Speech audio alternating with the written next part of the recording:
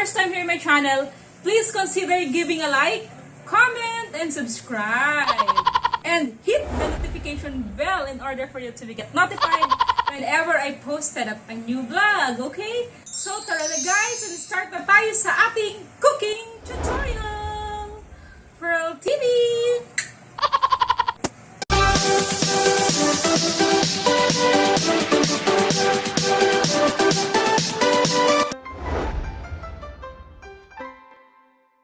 Hello guys, good morning, welcome back to Pherl TV.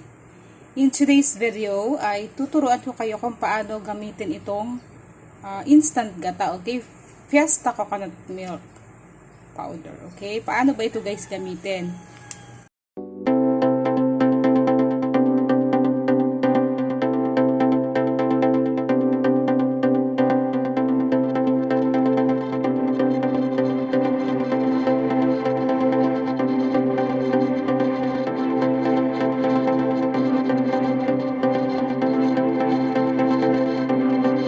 Guys, welcome to Pherl TV. So for today's video ay magluluto tayo ng ginataang gulay na kalabasa, malunggay, talong, okay? At ang ating gagamitin na gata ay yung gata na instant gata, okay?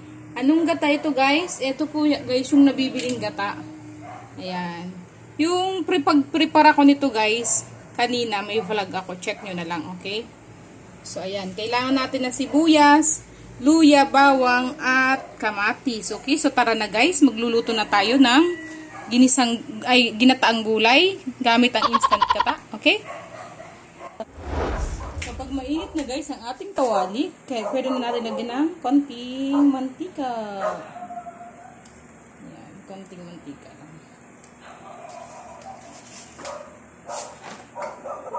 Pwede na natin lagyan ng bawang.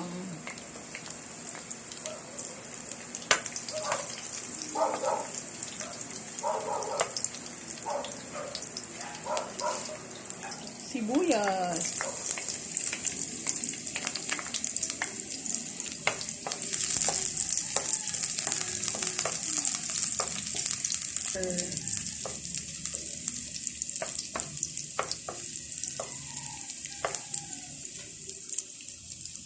Kamatis.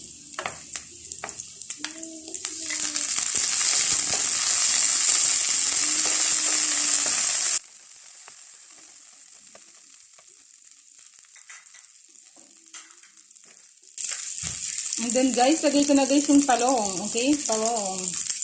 Talong.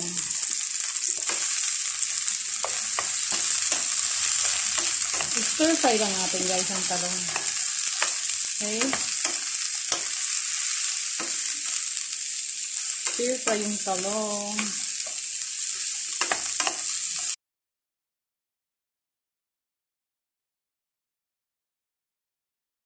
Yung tubig. Okay.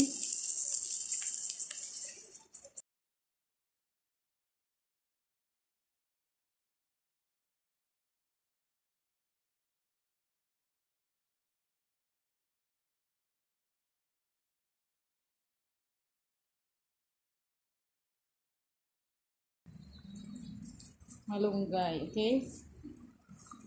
Malunggay. Okay.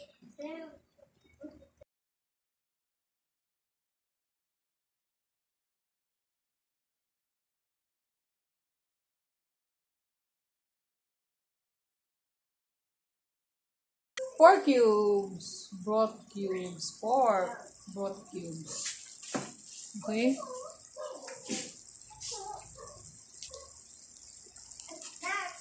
Let's pour it.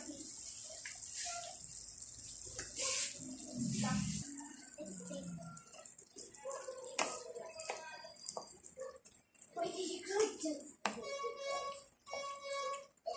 Then, let's add the squash. Yung squash guys, naluto ko na yun in advance. Pinakuloan ko na siya.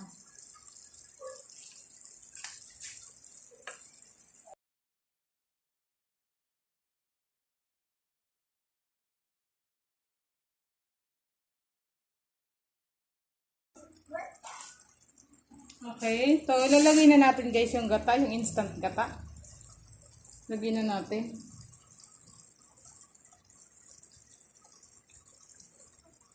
Ito guys yung instant gata ha. Lagyan natin ng konting tubig.